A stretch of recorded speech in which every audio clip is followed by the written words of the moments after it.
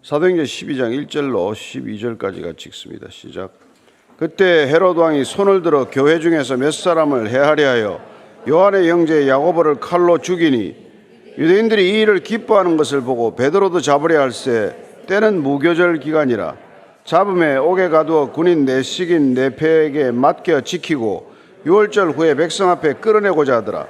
이에 베드로는 옥에 갇혔고 교회는 그를 위하여 간절히 하나님께 기도하더라. 헤롯이 잡아내려고 하는 그 전날 밤에 베드로가 두 군인 틈에서 두 쇠사슬에 매여 누워 자는데 파수꾼들이 문 밖에서 옥을 지키더니 호련히 주의 사자가 나타나며 옥중에 광채가 빛나며 또 베드로의 옆구리를 쳐 깨워 이르되 급히 일어나라 하니 쇠사슬이 그 손에서 벗어지더라. 천사가 이르되 띠를 띠고 신을 신으라 하거늘 베드로가 그대로 하니 천사가 또 이르되 겉옷을 입고 따라오라 한데 베드로가 나와서 따라갈새 천사가 하는 것이 생시인 줄 알지 못하고 환상을 보는가 아니라. 이에 첫째와 둘째 파수를 지나 시내로 통한 쇠문에 이르니 문이 저절로 열리는지라. 나와서 한 거리를 지나매 천사가 곧 떠나더라. 이에 베드로가 정신이 들어 이르되 내가 이제야 참으로 주께서 그의 천사를 보내어 나를 헤롯의 손과 유대 백성의 모든 기대에서 벗어나게 하신 줄 알겠노라 하여 깨닫고 마가라 하는 요한의 어머니 마리아의 집에 가니 여러 사람이 거기에 모여 기도하고 있더라. 아멘. 교회는 늘 파도처럼 어려움이 닥치는 것을 경험하게 됩니다. 이렇게 안에서 어려움이 있다가 그 문제가 해결되면은 또 밖으로부터 어떤 파도가 닥치게 되고, 사실 지난 2000년간 교회는 그렇게 존재한 것이죠. 박해는 항상 있어 왔고, 사실 박해가 없는 게 오히려 이상한 때가 아닌가, 그럴 정도로 어려움이 늘 계속됩니다. 오늘 보니까 야고보 사도, 야고보와 요한 형제 중에서 야고보가 먼저 순교를 하는 장면이 나오고, 또 이어서 베드로가 감옥에 구속되어 있는 것을 보게 됩니다. 1절, 2절, 3절이에요. 시작. 그때 헤롯 왕이 손을 들어 교회 중에서 몇 사람을 해하려 하여 요한의 형제 야고보를 칼로 죽이니 유대인들이 이 일을 기뻐하는 것을 보고 베드로도 잡으려 할세 때는 무교절 기간이라. 헤롯 왕이란 이름이 여러 나오죠. 첫 번째 헤롯 나오는 이름이 헤롯 대왕이라고 하는, 예수님이 탄생할 때 그 2살 밑으로 어린아이를 모두 죽이라고 명령했던 사람이 헤롯 대제, 첫 번째 헤롯 왕이죠. 그 두 번째 왕이 이제 우리가 말하는 헤롯 안티파스도 있고 헤롯 빌립도 있고 헤롯 아그리파 1세, 아그리파 2세가 있는데, 이 집안들이 모두 다 사실은 기독교와는 악한 관계를 가졌던 그런 왕가예요. 이쪽 사람들 에돔 사람이었는데 그 어머니 쪽이 유대교 쪽이어서, 유대인 쪽이어서 마리암네인가요? 그래서 이렇게 유대 지방을 다스리게 되었지만은 로마 황제하고 관계가 좋으면 또 조금 권력을 좀 더 가졌다가, 관계가 나쁘면 권력을 좀 축소됐다가 그런 부침을 겪는 건데, 오늘 나오는 이 아그리파 1세는 AD 41년쯤에 갈릴리와 또 이 베레아, 유대 사마리아 전 지역을 통할하게 됨으로써 헤롯 대왕의 영토, 그다음에 관할 지역을 대부분 회복하게 됩니다. 굉장히 정치적인 감각이나 이게 뛰어났지만은 그만큼 또 악한 면모를 많이 보였던 사람이에요. 이 사람이 어떤 정통성이라든지 이런 결여된 부분을 조금, 어떻게 보면 국민들 환심을 산다고 할까요? 그래서 유대인들 환심을 사기 위해서 유대인들이 싫어하는 크리스찬들을 좀 이렇게 잡아서 이렇게 애를 먹이기로 결정을 한 거예요. 어떤 정치적 계산에 따른 것이죠. 그래서 유대인들이 별로 좋아하지 않는다는 걸 알고 먼저 야고보 사도를 불러들여서 칼로 죽였다고 되어 있습니다. 결국 목을 잘랐다는 얘기죠. 그랬더니 유대인들이 이 일을 기뻐했다는 거예요. 사도가 죽는 걸, 순교하는 걸 보고 기뻐했다는 것을, 그걸 보더니 또 베드로를 잡아들인 거예요. 그래서 그걸 무교절 기간이라고 되어 있는데, 여러분 잘 아시다시피 2월절은 무교절로부터 시작이 돼서 8일간 지속이 되는 거예요. 그 유교절 이게 유월절 기간 동안에는 되게 사람을 죽이지 않기 때문에 이제 감옥에다 가둬놓은 거죠. 유월절 끝나면은 베드로도 죽이겠다는 마음으로 이 헤롯 아그리빠라는 사람이 그렇게 마음을 독하게 먹은 것이죠. 그래서 4절에 지금 이렇게 옥에 갇혀 있습니다. 시작. 잡음에 옥에 가두어 군인 내식인 내 팩에 맡겨 지키고 유월절 후에 백성 앞에 끌어내고자 하더라. 옥에 가두어 놨는데 군인 내식인 내 팩에 맡겨졌다고 되어 있어요. 네 사람씩을 갖다가 사교대로 근무하게 해서 24시간을 지켰다는 것이죠. 그래서 감옥 안에 두 사람이 양쪽에 한 팔씩 메고 있어요. 한 사람은 오른팔에 한 사람은 왼쪽 팔에 이렇게 사슬을 메고 있는 것이고 두 사람은 또 옥문 밖에다가 보초를 세워놓고 물론 또 그 밖에 가면 또 외곽 초소가 있겠죠. 그러니까 뭐 꼼짝달싹할 수 없는 그런 상태에 묶여 있는 걸 보게 됩니다.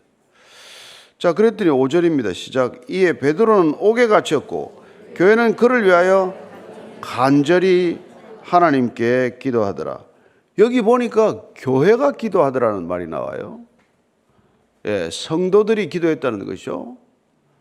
그래서 초대교회 성도들을 교회라고 불렀다는 걸 알 수 있고 또한 이 기도를 어떻게 했는가 하니까 간절하게 기도했다는 거예요. 기도 뭐 다들 많이 하겠죠.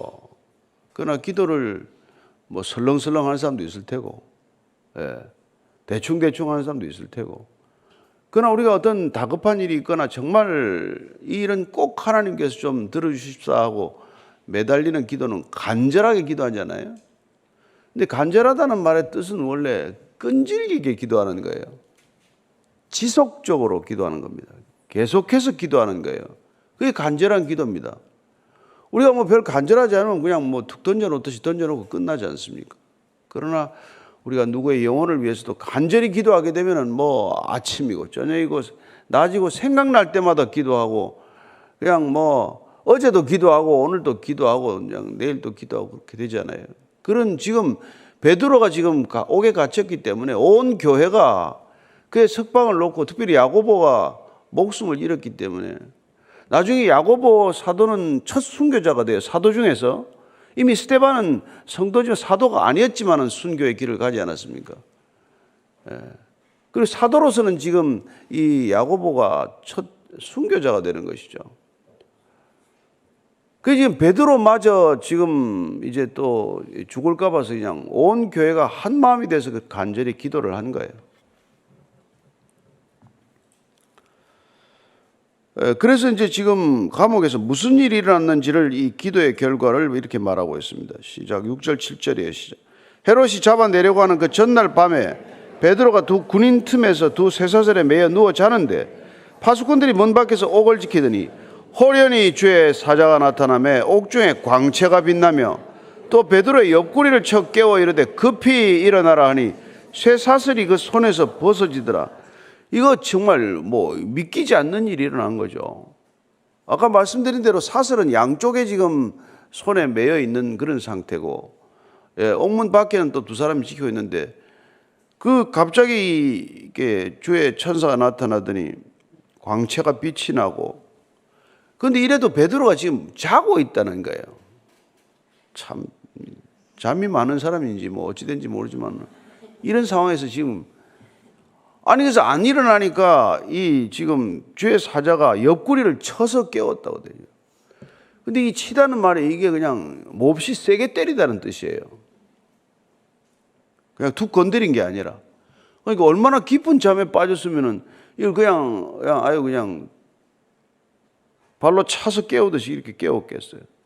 그래서 급히 일어나라고 하더니 그 순간에 무슨 사슬을 풀어준 게 아니라 사슬이 풀어졌다고 되어 있어요. 우리는 이 상황을 이해하지 못하죠. 근데 어찌됐건 이 쇠사슬이 몸에 양쪽에 그 간수와 베드로가 연결되어 있는 사슬이 그냥 사실은 사라졌다라는 표현이 정확한 표현이에요. 앞서 없어진 거예요, 사슬이. 근데 참 이렇게 넉넉고 자듯이 자는 것도 배짱도 참 편한 사람이죠. 어쩌면 베드로는 예수님께서 고난 겪는 과정을 쭉 지켜보면서 고난을 겪을 때 우리가 뭐 염려한다고 그 고난이 사라지지 않잖아요.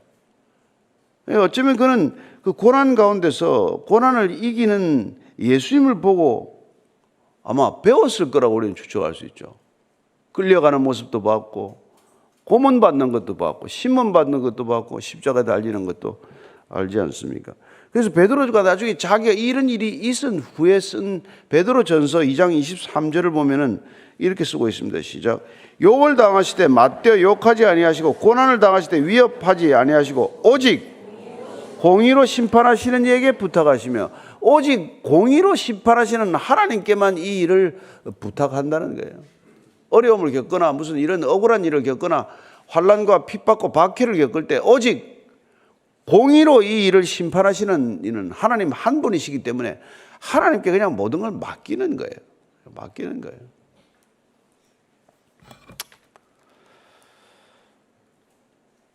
자, 그리고 나서 이제 이후에 이런 일이 일어납니다. 8절 9절이에요. 시작. 천사가 이르되 띠를 띠고 신을 신으라 하거늘 베드로가 그대로 하니 천사가 또 이르되 겉옷을 입고 따라오라 한데 베드로가 나와서 따라갈새 천사가 하는 것이 생시인 줄 알지 못하고 환상을 보는 거 아니라, 그 이제 뭐 나갈 채비를 다 시키는 거죠. 띠를 띠고 신을 신고 뭐 겉옷까지 다 입게 하고, 그리고는 지금 따라 나가는데 이게 옥문은 어떻게 열렸는지 앞에 있는 보통 이 감옥은 뭐 우리가 그 예루살렘 성전 곁에 있는 북쪽에 있는 안토니오 감옥으로 추측을 합니다만은 그렇게 쉽게 나갈 수 있는 감옥이 아닐 텐데 이게 무슨 옥문이 스르르 열리듯이 열려서 이렇게 차례로 빠져나가니까 본인은 이게 지금 환상인지 꿈인지 생시인지 알 수가 없는 거죠.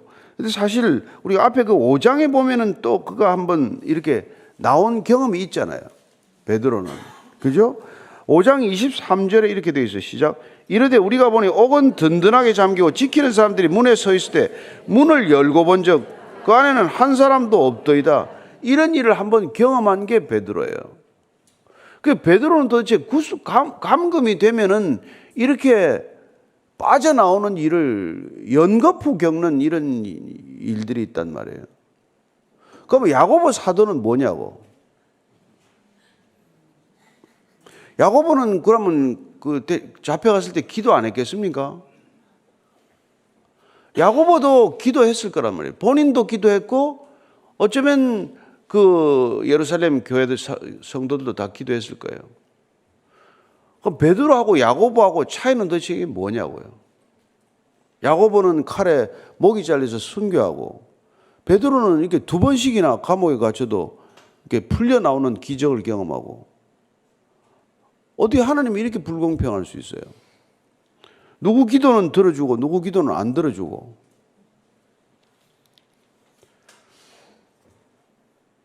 그래서 뭐 그 후로 야고보 집안은 전부 예수를 떠났더라 그런 기록은 없잖아요. 그래서 우리가 이렇게 기도하면서 우리의 기도에 하나님이 매이지 않는 분이다. 우리의 기도에 하나님이 묶이지 않는 분이다.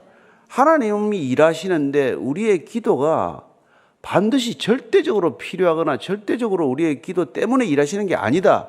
이걸 우리가 한 번 더 확인하게 된다는 것이죠. 그래서 사실 우리가 늘 기도하면서 갈등을 겪는 게 그거란 말이에요.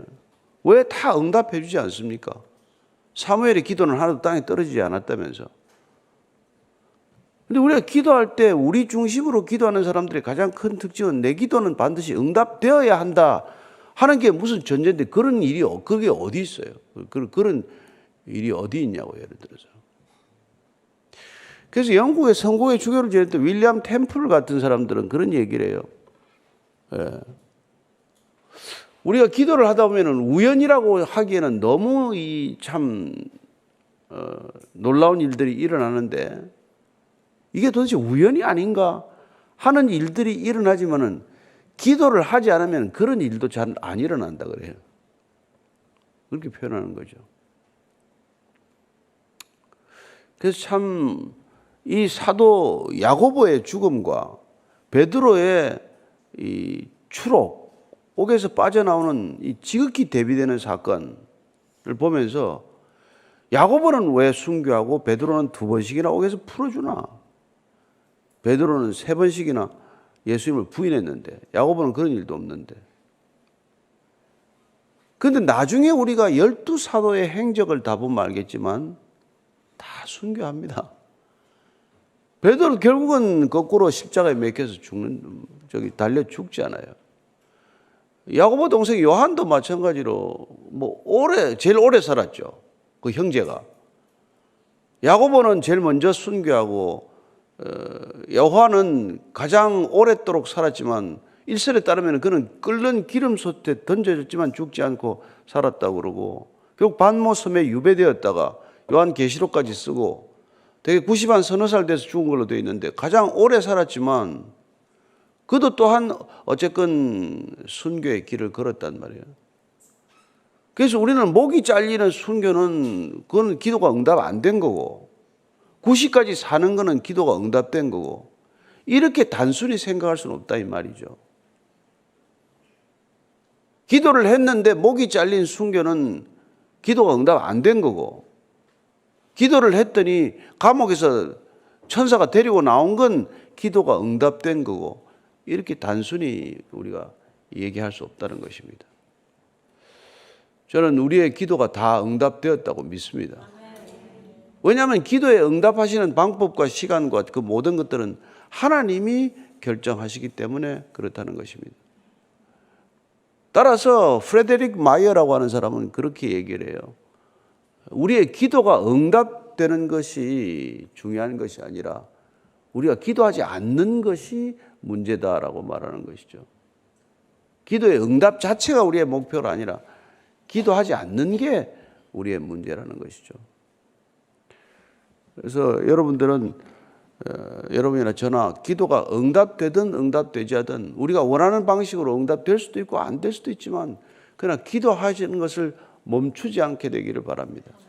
왜냐하면 기도하는 것은 우리의 뜻이 하나님께 관철되기 위한 것이 아니라 하나님의 뜻이 우리 안에 이루어지게 하기 위한 것이고, 궁극적으로 우리는 그래서 겟세마네 기도를 우리의 기도의 모형으로 전형으로 생각하고 기도해야 마땅하다 이것이죠. 왜 하나님 이 잔을 피할 수만 있다면 잔을 피하게 해 주십시오라고 기도했던 예수님께서, 그러나 이 잔이 피할 수 없다면 주님 이 잔을 받을 수 있게 해달라고 기도하는 게 우리의 기도여야 한다 이 말이죠.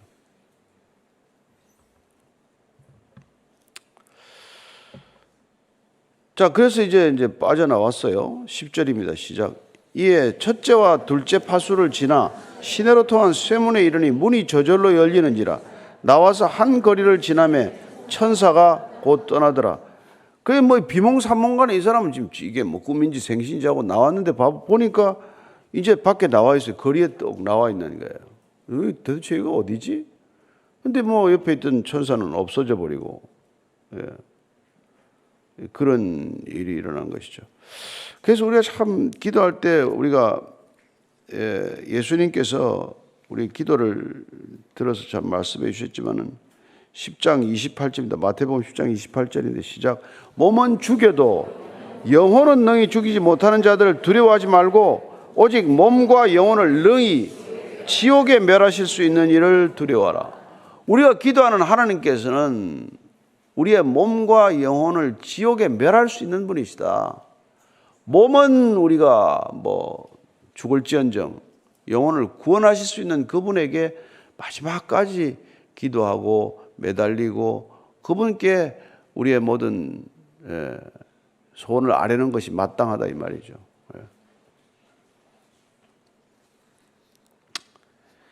그래서 시편 120편 1절에 보면은 우리가 이걸 늘 외우고 있지만 같이 한번 더 읽고 지나가겠습니다. 시작. 내가 환난 중에 여호와께 부르짖었더니 내게 응답하였도다. 환난 중에 부르짖었더니 응답을 반드시 하시는 분이다. 이걸 믿으시기 바랍니다. 환난 중에 부르짖었더니 내가 원하는 대로 다 이루어졌다라고 말하지 않습니다. 환난 중에 부르짖었더니 하나님께서는 하나님의 원하시는 대로 하나님의 계획대로 응답하셨더라. 이걸 믿으셔야 한다 이 말이죠. 우리는 지금 내가 원하는 방식대로 이루어져야 기도 응답이라고 하지만 그게 아니라 하나님은 하나님의 선하신 계획대로 반드시 우리의 기도에 응답하실 것이다. 이걸 믿고 기도하는 거란 말이에요. 그래서 그럴 때 우리는 기도하면은 서로 우리의 기도가 이게 지금 때가 아니구나 하는 걸 느껴지더라도 빌립보서 4장 6절 7절 말씀처럼 자 시작. 아무것도 염려하지 말고 다만 모든 일에 기도와 간구로 너희 구할 것을 감사함으로 하나님께 아뢰라. 그리하면 모든 지각에 뛰어난 하나님의 평강이 그리스도 예수 안에서 너희 마음과 생각을 지키시리라. 하나님의 평강이 임한단 말이에요. 기도를 했더니 감옥에 있어도 평강이 임했더니 베드로가 그냥 코를 골고 자는 거예요.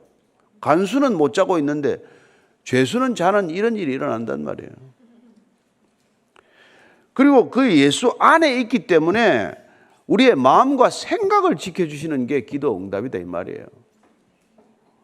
여러분 물론 마음을 지킬 만한 어떤 것보다도 마음이 지켜지는 것 그게 기도 응답 아닙니까? 우리의 마음을 지키는 분에게 그분께 맡겼더니 이 불안한 세상 가운데서 무슨 일이 일어날지 모르는 이런 세상 가운데서 평안하게 살 수 있다는 게 기도 응답이 아니고 무엇이냐 이 말이죠. 그리고 여러분들이 생각이 천갈래 만갈리로 가지 않고 오늘 말씀을 들으면 그 말씀이 우리의 생각을 붙들어 주어서 그 생각 하나 붙들고 그 말씀 한 절 붙들고 주야로 묵상하는 삶이 복 있는 삶이다 이 말이죠. 복 있는 삶이다. 무슨 생각 많이 하고 살아봐야 뭔 소용이 있겠어요. 아무리 생각을 많이 해봐야 그냥 오늘 말씀 한마디 붙들면은 그 말씀 한마디 붙들고 그냥 가는 거예요. 그냥 오늘 간절히 기도하더라 그 말이 들어오면 오늘 여러분들이 기도하던 것 중에서 한 가지만 놓고 간절히 기도하는 하루가 되기를 축복합니다.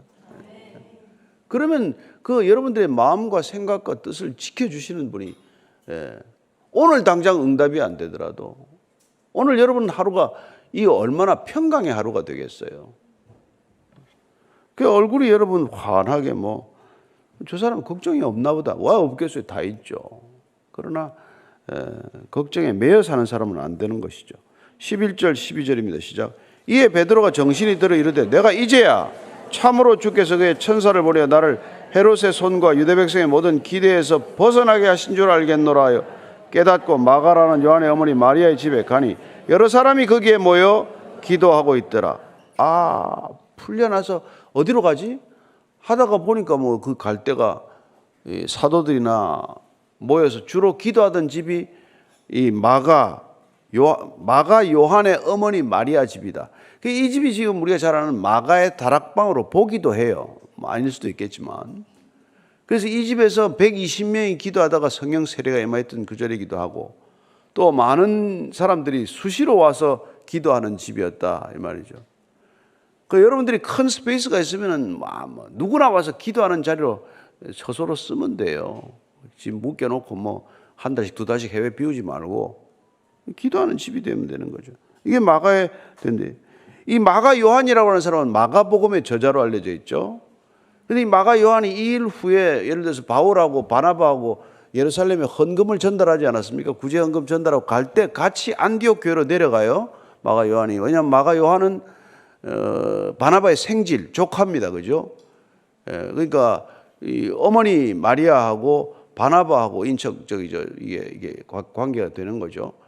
그런데 이 마가 요한 때문에 어떤 일이 일어납니까? 마가가 1차 선교 여행 때 바나바하고 바울하고 같이 갔다가 이 마가가 중간에 돌아가는 바람에 이렇게 어려움을 겪게 되잖아요. 그래서 2차 선교 여행 때 마가 요한을 데리고 가자 안 된다 하다가 바나바와 바울이 헤어지고 갈라서는 일이 생겼어요. 그럼에도 불구하고 나중에 보면은 마가는 바울의 신실한 동역자로 기록이 됩니다. 그리고 베드로전서 5장에 가면은 마가 요한은 베드로하고 관계가 아주 긴밀했기 때문에 베드로가 나의 아들 마가라고 하는 표현을 써요. 그 정도로 베드로하고 관계가 좋았기 때문에 베드로한테 많은 부분을 들어서 쓴 책이 곧 마가복음이 이라고 우리가 알고 있는 거죠. 어쨌건 아직 미숙한 청년 때 그런 어려움이 있었지만은 결국 신앙 안에서 점점 굳은 신앙으로 잘 세워진 사람이 마가라고 하는 요한이고, 그 어머니 마리아 집에 지금 다 모여서 기도하고 있는 거예요. 오늘 결론은 뭡니까? 다 모여서 기도하고 있더라. 베드로가 나올 일을 기다리면서 나올 걸 기대도 안 하고, 사실은 나중에 보면 기대도 별로 안 했어요. 왜냐하면 아이고 이제 죽었구나. 뭐 어차피 저 아그리빠 저 왕이 지독한 왕이고, 야고보를 죽였으니 베드로 당연히 죽었구나. 그러나 좌절하지 않고 낙심하지 않고 끝까지 다 모여서 기도했더니 기적이 일어났다라는 것입니다. 저는 여러분들이 아무리 절망적인 상황이라 하더라도 기도의 끈을 놓지 않게 되기를 바랍니다. 기도의 끈을 놓지 않았더니 결국 기도가 응답 안 되었더라고 하더라도 기도는 멈추지 않게 되기를 바랍니다. 한 번 더 기억하십시오. 기도는 응답되고 여부가 중요한 것이 아니라 기도는 하고 안 하고가 중요한 것이다. 다시 한번 기억하시고, 드려지지 않은 기도가 응답되지 않은 기도보다 훨씬 더 심각한 문제라는 것을 항상 기억하시기를 바랍니다. 오늘 기도할 때 주님, 나라에 정말 편할 날이 없습니다. 비 때문에 또 많은 사람들이 인명피해가 나고 어려움을 겪고 있습니다. 하나님, 이 어려움을 겪은 사람들에게 주님 도움의 손길이 되기를 원하고 그들을 위로해 주옵소서. 하나님, 또 수많은 사람들이 각자의 어려움을 겪고 있습니다. 하나님, 그들에게 마음을 지켜주시고 평강을 허락해 주시고, 응답되는 기도건 응답되지 않는 기도건 하나님께서 이 모든 일을 주관하고 계신다는 믿음을 저버리지 않게 하여 주옵소서. 한번 같이 기도하겠습니다. 하나님 아버지, 오늘도 우리가 기도의 자리에 앉습니다. 하나님, 때로는 무기력한 느낌을 갖기도 합니다. 도대체 기도해서 뭐하나? 이 기도는 과연 언제 응답될 것인가? 하나님 기도를 들으시나 하는 것인가 하는 의심이 들 때에도 주님께서는 우리의 믿음의 중심을 보고 계신 줄로 믿습니다. 하나님, 입술을 열어 기도할 때 하나님께서는 그 세미한 음성까지도 들으시는 줄로 믿고 우리의 한숨 소리와 탄식 소리에도 응답하시는 하나님을 믿습니다. 하나님, 나라를 위하여, 민족을 위하여, 열방을 위하여, 선교지를 위하여, 선교사들을 위하여 항상 기도하는 우리의 기도가 주님, 모든 기도가 주님의 기도에 응답될 줄로 믿고 기도하는 기도의 사람들 다 되게 하여 주옵소서. 하나님, 들어지지 않은 기도를 더욱더 안타깝게 여기시는 주님이라고 믿습니다. 하나님, 우리의 기도가 응답되고 안 되지 않고는 하나님께 전적으로 매달린 것이니 우리 기도 때문에 일하시는 분도 아니요, 우리 기도가 없어서 기도 일 못하시는 분도 아니지만은 그러나 주님께서는 우리의 기도를 신실히 들어 하나님의 뜻을 알게 하시고 하나님의 뜻을 깨닫게 하시고 우리의 뜻과 하나님의 뜻이 하나가 되게 하시고 하나님의 뜻 우리 안에서 먼저 이루어질 때 그 뜻 우리 밖에서도 이루어지는 것을 경험하게 하실 줄로 믿습니다. 목격하는 증인이 되게 하시고 기도의 간증이 있게 하시고 기도의 능력이 있게 하시고 모든 사람 한 사람 한 사람 다 기도의 용사가 되게 하여 주시옵소서. 주님, 나의 하나님 어찌하여 나를 버리십니까? 라고 부르짖었던 주님께서 부활하셔서 다시 한번 아버지 곁에서 우리의 기도를 들어 응답해 주시는 줄로 믿습니다. 하나님, 우리도 허공에 대고 부르짖는 기도가 아니라 주님 귀에 들리도록 부르짖는 기도 되게 하셨사오니 너희는 내게 부르짖어라. 내가 알지 못하는 크고 비밀한 일을 보여주리라고 약속하셨사오니 주님, 그 일이 어떤 일인지 우리가 알지 못하지만은 날마다 부르짖어 기도할 때 하나님께서는 우리가 미처 상상하지도 못한 일들을 눈을 열어 보게 하실 줄로 믿습니다. 환상을 보든 실제를 보든 주님께서 응답하시는 것을 날마다 경험하며 사는 기도의 사람들 다 되게 하여 주옵소서. 이제는 십자가에서 기도를 멈추지 않았던 우리 구주 예수 그리스도의 은혜와 기도의 끝, 기도의 마지막 길에서 우리를 맞으시는 아버지의 사랑과 날마다 입을 열어 기도하게 하시는 기도의 영으로 충만케 하시는 성령의 인도하심이 오늘 하루도 하루 종일 기도하며 걷기로 결단한 이 자리에 고개 숙인 모든 기도의 사람들 위해 지금부터 영원까지 함께 하시기를 간절히 축원하옵나이다. 아멘.